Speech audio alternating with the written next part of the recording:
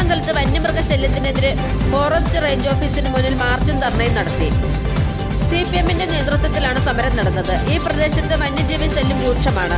ഇതിനെതിരെ വനംവകുപ്പ് ഉദ്യോഗസ്ഥർ യാതൊരു രീതിയിലുമുള്ള നടപടികൾ എടുക്കുന്നില്ലെന്നാരോപിച്ച് CPMന്റെ നേതൃത്വത്തിൽ സമരപരിപാടികൾ ആരംഭിച്ചു. CPM അടിമാലി ഏരിയ കമ്മിറ്റിയുടെ നേതൃത്വത്തിൽ 100 കണക്കിന് ആളുകൾ നേര്യമംഗലം ഫോറസ്റ്റ് റേഞ്ച് ഓഫീസിന് മുന്നിൽ ഒത്തുകൂടി. ധർണ CPM ജില്ലാ സെക്രട്ടറി CB വർഗീസ് ഉദ്ഘാടനം ചെയ്തു.